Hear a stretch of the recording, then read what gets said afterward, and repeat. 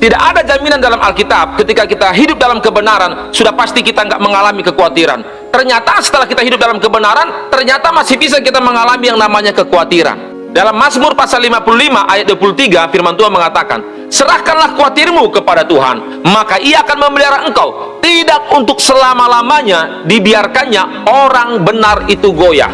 Garis bawahi, tidak selama-lamanya dibiarkannya orang benar itu goyah. Bukan berarti orang benar nggak bisa khawatir, tapi nggak selamanya Tuhan biarkan kita mengalami kegoyahan. Di dalam hidup ini kita akan selalu diperhadapkan dengan masalah, baik masalah dalam rumah tangga, baik masalah dalam ekonomi, baik masalah dalam kesehatan. Begitu banyak masalah yang harus kita hadapi, dan itu bisa membuat kekhawatiran dalam hidup kita. Hanya perbedaannya ialah orang yang hidup dalam kebenaran di hadapan Tuhan, itu ada Tuhan yang akan selalu membela hidupnya. Sedangkan orang yang nggak hidup di dalam Tuhan, tidak ada Tuhan yang menjadi penolong dalam hidupnya. Itulah perbedaan antara orang yang benar dan yang nggak benar. Kalau kita hidup dalam kebenaran, Tuhan akan jadi pembela kita ketika kita menghadapi persoalan dalam hidup ini. Karena Matius pasal 11 ayat 28, firman Tuhan mengatakan, marilah kepadaku semua yang letih lesu dan berbeban berat, aku akan memberikan kelegaan kepadamu. Ini berbicara pertolongan Tuhan kepada orang yang mau hidup dalam kebenaran. Tuhan tawarkan pertolongan ketika kita dalam kekhawatiran, ketika kita dalam masalah. Tapi kalau kita nggak dalam kebenaran, otomatis firman ini nggak berlaku dalam hidup kita. Bahwa bagaimana Tuhan tolong sedangkan hidup kita nggak benar di mata Tuhan. Tokoh-tokoh dalam Alkitab yang pernah mengalami kekhawatiran dalam mengikut Tuhan, salah satunya ialah Musa. Musa pernah khawatir ikut Tuhan karena pada waktu itu bangsa Israel bersungut-sungut dan hampir mencelakai Musa hanya gara-gara pada waktu itu mereka kehausan tidak mendapatkan air, sehingga Tuhan perintahkan Musa untuk memukul tongkatnya di gunung Horeb dan keluarlah air. Di dalam Keluaran pasal 17 ayat yang keempat, firman Tuhan mengatakan, lalu berseru-serulah Musa kepada Tuhan, katanya, apakah yang akan kulakukan kepada bangsa ini? Sebentar lagi mereka akan melempari aku dengan batu. Itulah aduan Musa kepada Tuhan. Sebentar lagi dia melempari aku dengan batu, Tuhan. Berarti Musa dalam kekhawatiran, tapi karena dia hidup dalam kebenaran, Tuhan selalu menolong dia dalam setiap masalah yang dihadapi. Selanjutnya Nabi Elia.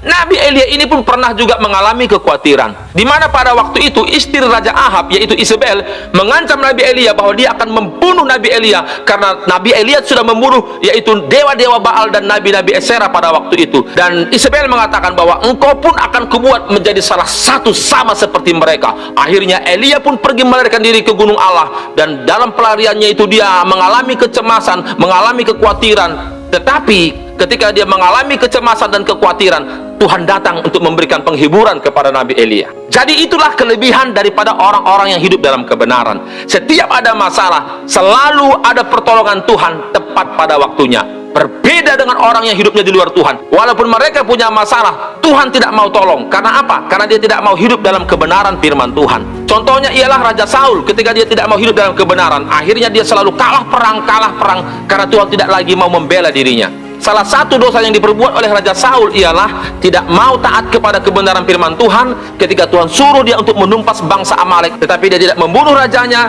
dan tidak membunuh setiap ternak yang Tuhan perintahkan harus ditumpas. Itulah salah satu kesalahan Raja Saul. Yang kedua ialah ketika dia berperang dengan orang Filistin, dia meminta petunjuk kepada perdukunan, di mana pada waktu itu Nabi Samuel sudah meninggal dunia, dan dia datang kepada dukun di Endor untuk minta pertolongan kepada roh Samuel.